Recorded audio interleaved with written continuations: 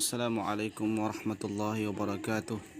Alhamdulillahi rabbil alamin. Wassalatu wassalamu ala asyrafil anbiya'i wal mursalin wa ala alihi rasulillahi ajmain. Amma ba'du. Puji syukur kita panjatkan kepada Allah Subhanahu wa taala yang masih memberikan kita kesehatan.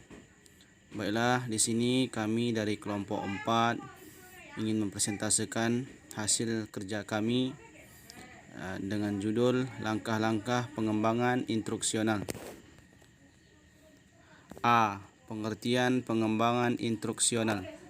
PPSI merupakan singkatan dari prosedur pengembangan sistem instruksional. Pengembangan sistem instruksional prosedur merupakan salah satu pendekatan dalam merancang sistem pembelajaran, khususnya satu pembelajaran oleh guru atau tenaga pendidik.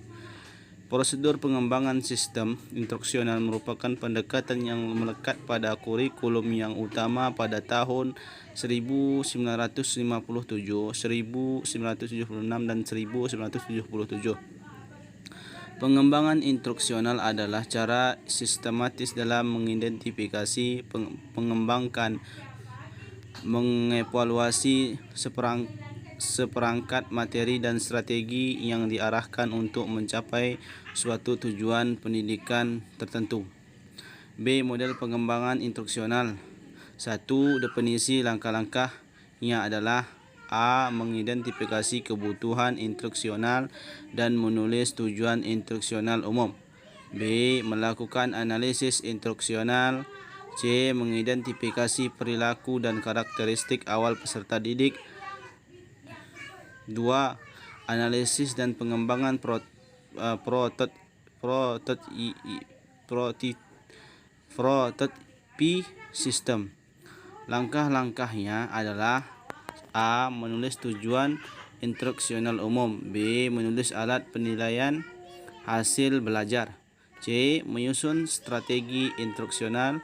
D. Mengembangkan bahan instruksional.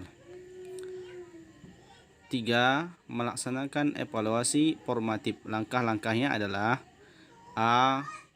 Penelaahan oleh pakar dan revisi. B. Evaluasi oleh 1-3 peserta didik dan direvisi. C. Uji coba dalam skala terbesar dan revisi. D. Uji coba lapangan dengan melibatkan semua komponen dalam sistem sesungguhnya. C. Identifikasi kebutuhan peserta didik. Identifikasi kebutuhan peserta didik bertujuan antara lain untuk melibatkan dan memotivasi peserta didik agar kegiatan belajar dirasakan sebagai bagian dari kehidupan dan mereka merasa memilikinya. Hal ini dapat dilakukan sebagai berikut. A. Peserta didik didorong untuk menyatakan kebutuhan belajar merupakan kompetisi tertentu yang ingin mereka miliki yang diperoleh melalui kegiatan pembelajaran. B. Peserta didik didorong untuk mengenali dan mendayagunakan lingkungan sebagai sumber belajar untuk memenuhi kebutuhan belajar. C.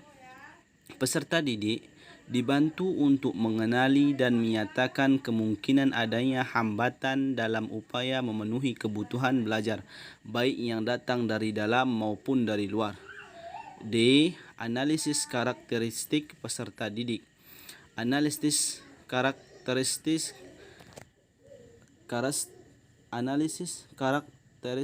peserta didik tersebut ada yang sifatnya umum atau disebut dengan karakteristik umum, dan keunikan khusus atau disebut dengan karakteristik khusus. 1. Karakteristik umum seperti perbedaan budaya, suku, agama, gender. Perbedaan budaya, suku, agama, dan gender. Latar belakang status sosial. 2. Karakteristik khusus seperti perbedaan gaya belajar, perbedaan kecerdasan, perbedaan lingkungan belajar. Karakteristik umum meliputi gambaran tentang umur, jenis kelamin atau gender, tingkat dan faktor budaya dan sosial ekonomi. Memahami keberagaman karakter peserta didik memberikan dampak yang begitu besar. Oleh karena itu, menganalisis karakteristik umum peserta didik adalah langkah strategis dalam mendesain pembelajaran yang dapat mengakomodasi kebutuhan masing-masing peserta didik.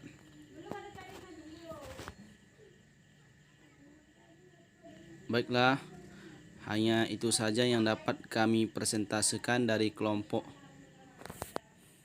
Salah nih.